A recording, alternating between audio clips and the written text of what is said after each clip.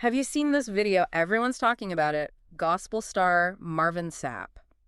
Yeah, it's wild. I have, yeah. It's making the rounds for sure. Yeah, so we're going to take a deep dive today into this whole controversy. It all started at a Pentecostal convention in Baltimore this past July, actually, 2024. It's interesting how something that happened in a church setting has become this huge internet thing, right? Like different worlds colliding. It is, yeah. It's like everyone's got an opinion on it, regardless of whether they know anything about church conventions or gospel music, for that matter. So we've got a bunch of articles here. We've got USA Today, People, the New York Post. A lot of different angles to look at. Yeah, and we want to, cut through all the noise, all the social media stuff. Right. Give you the full picture, like what actually happened, why everyone's freaking out, and what Marvin Sapp himself is saying about it all. So the question for you right off the bat is, how do we interpret actions that are meant for one context, in this case, a church, when they're suddenly blasted out to the whole world online? Exactly. And this video is, well, it's pretty straightforward in what it shows. Okay. So it's Marvin Sapp. He's speaking at the 109th Pentecostal Assemblies for the World Convention in Baltimore, Maryland, July 2024. There are about 1,000 people there in person. Wow. Yeah, and another 1,000 or so watching online. And he basically asks everyone, both those who are there and those watching online, to donate $20 each. So he's looking to raise some serious money then. What's he saying he needs it for? Well, he wants to hit $40,000. Okay, so a pretty specific goal. Right. But then he says something that really gets people talking. He tells the ushers to close the doors, and he repeats it, like several times. Oh, close the doors. That's kind of intense. That's the part everyone is stuck on, right? It definitely makes you wonder if people felt pressured. Oh, absolutely. And he doesn't stop there. He then turns to the preachers who are there and asks them to each give $100. And he makes this statement: giving is worship. So you have the money request, the closed doors, and then this theological layer on top of it all. It's like he's linking giving money directly to their faith. Yeah. A lot to unpack there. Yeah. Well, you can imagine the internet explodes. Criticism, jokes, memes, you name it. A lot of people are really questioning his methods. Makes sense. The whole close the doors thing, especially in a society where we value freedom so much. If you feel like your freedom is being restricted, especially when someone's asking for money, you're going to push back. Exactly. It's like people are comparing it to being held hostage. There's this one comment on X, someone said, Marvin's getting self-peeped if he thinks he can hold people hostage for money. Oof. Yeah, and I'm sure his success as a gospel artist isn't helping matters. People probably assume he's already wealthy. Right. Like, where's all that never would have made it money going? Someone even twisted that song title and wrote, never would have made it. I saw that one. It's kind of funny, but also, a lot of people are seriously angry, calling it a shakedown, false prophet, all that. Someone even said they would have called 911. Wow. False prophet. Yeah. That's a heavy accusation. It's like they're saying he's using his position to exploit people. And, the close the doors thing just fuels that whole narrative of being trapped. Yeah, and the memes are everywhere. Kevin Stage did this whole skit about it, like a really aggressive usher demanding cash before you can leave. Yeah, saw that one. Memes can be so powerful, they take something complex, condense it into a funny image, and then boom, it goes viral, shaping the narrative. That's how we process things these days, I guess. Now, Marvin Sapp didn't just stay silent through all this. He went on Facebook on Wednesday, March 26, 2025. Good. So he's offering his side of the story.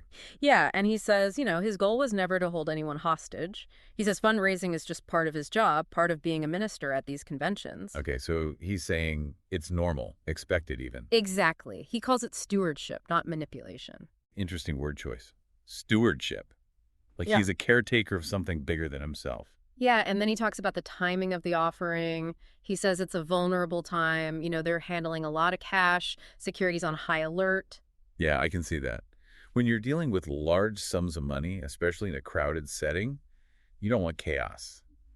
Makes sense to keep things controlled. So he's saying that the close the doors thing was about safety and respect, not control. Okay. And he says, he gave more than $20 that night. Oh, so he's putting his money where his mouth is. Yeah, and he brings up the Bible, 1 Chronicles 29. It's about King David asking people to give to build the temple. Right. And the point there is that God didn't need the money, but the giving was an act of devotion, a way for the people to show their commitment. Exactly. So he's saying, look, asking for specific amounts isn't unbiblical. It's not manipulation. He wants people to understand the bigger picture, the movement behind the moment, as he puts it. So he's pushing back against the accusations, saying it's a misinterpretation, a lack of understanding of the church context. Yeah, and that's something we need to think about, right? It's important to understand where this all took place. Black churches have a long tradition of tithes and donations. Absolutely. It's part of their culture, their history. We can't just impose our own interpretations without understanding that context. And Marvin Sapp, he's not just some local pastor. He's a Grammy-nominated gospel star. Right, so there's a level of fame, of public scrutiny that comes with that. His actions are going to be seen through a different lens. The New York Post even mentioned that he performed at Diddy's birthday party back in 2019. Oh, wow, interesting. So he's rubbing shoulders with celebrities. Yeah, and get this, the song he sang was Never Would Have Made It. Huh, the irony. Right. And then you've got athletes like DJ Reed and Dwight Gooden. They've talked about how much his music means to them. So his influence goes way beyond the church walls. Yeah, that's important to note. He's got this platform, this reach that magnifies everything he does. Another thing to consider is the timing. The event was July 2024, but the video went viral in March 2025. The internet time machine strikes again.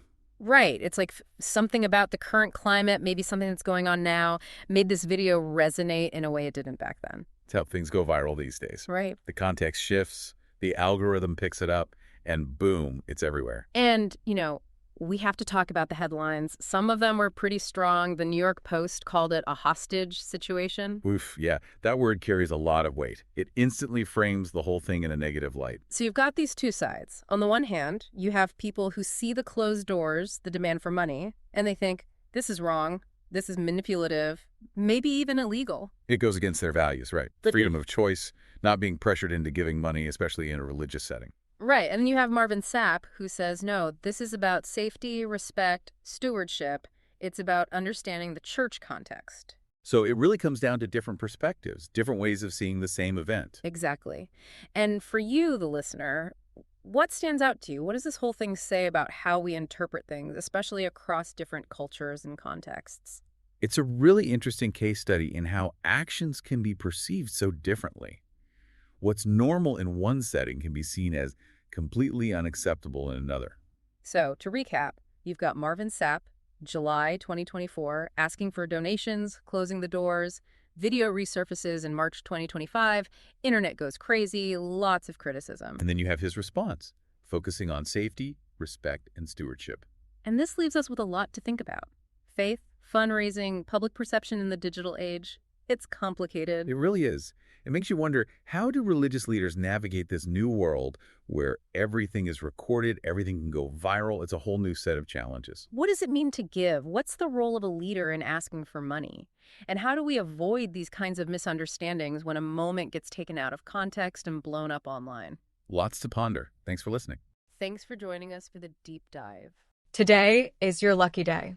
Today is the day that our $3 website works for you, paying you directly to your PayPal daily. Imagine $3 ongoing continuous payments to your PayPal account. Imagine falling asleep and waking up to $300 in your PayPal account. How would this make you feel? How could this help you? What bills could you pay? What kind of fun could you have? What does that retirement look like now?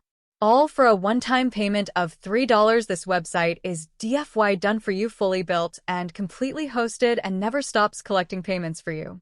You have spent $3 on coffee on a regular, but that coffee won't help you create multiple streams of income. Click the link below.